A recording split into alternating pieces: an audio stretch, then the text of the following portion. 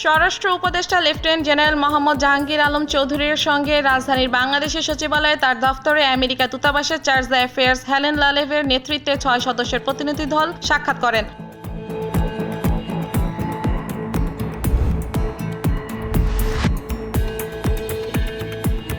সাবেক 3 প্রধান বিচারপতি সহ আপিল বিভাগের 7 বিচারপতির বিরুদ্ধে আদালত অবমাননার মামলা দায়ের করা হয়েছে। সুপ্রিম কোর্টের আইনজীবী অ্যাডভোকেট ইউনুস আলী আকন্দ হাইকোর্টের সংশ্লিষ্ট শাখায় এই মামলা করেন। সাবেক 3 প্রধান বিচারপতি হলেন সৈয়দ মাহমুদ হোসেন, হাসান ফয়েজ সিদ্দিক ও ওবায়দুল হাসান।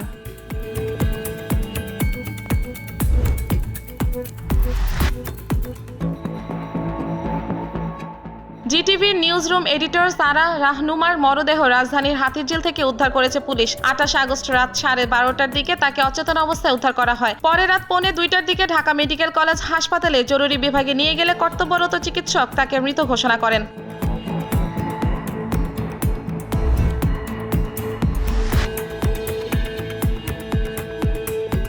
রাজনৈতিক দল হিসেবে বাংলাদেশ জামায়াতে ইসলামী ও ইসলামী ছাত্র শিবির নিষিদ্ধ করে স্বরাষ্ট্র মন্ত্রণালয়ের জারি করা প্রজ্ঞাপন প্রত্যাহার করা হয়েছে। এর আগে 1 আগস্ট নির্বাহী আদেশে বাংলাদেশ জামায়াতে ইসলামী ও ছাত্র সংগঠন ইসলামী ছাত্র শিবিরকে নিষিদ্ধ করেন তৎকালীন আওয়ামী লীগ সরকার।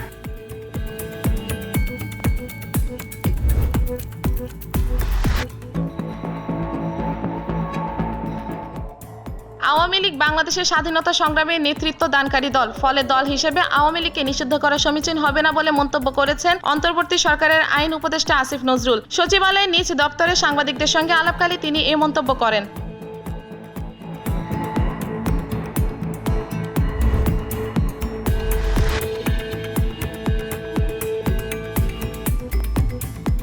আগামী নভেম্বরে অনুষ্ঠেয় প্রেসিডেন্ট নির্বাচনে তহবিল জোগাড় করতে রিপাবলিকান প্রার্থী ডোনাল্ড ট্রাম্প নতুন ডিজিটাল ট্রেডিং কার্ড বিক্রি করার ঘোষণা দিয়েছেন। এই স্যুট পরে প্রেসিডেন্ট জো বাইডেনের সঙ্গে গত জুনে প্রথম মুখোমুখি প্রেসিডেন্সিয়াল ডিবেটে হাজির হয়েছিলেন ট্রাম্প।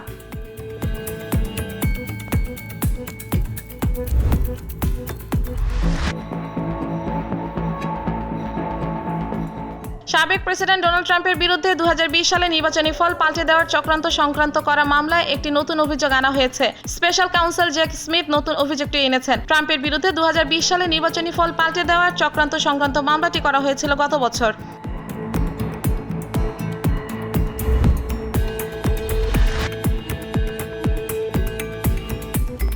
রাশিয়ার কুরস্ক অঞ্চলে 3 সপ্তাহের সামরিক অভিযানে 594 রুশ সেনাকে আটক এবং 100টি বসতি দখলের দাবি করেছে ইউক্রেন। কিয়েভের commander in chief general Oleksandr Syrskyi এমন দাবি করেছেন। সিরস্কি বলেন, সীমান্ত অঞ্চলে নতুন করে 30,000 সেনা মোতায়েন করেছে রাশিয়া।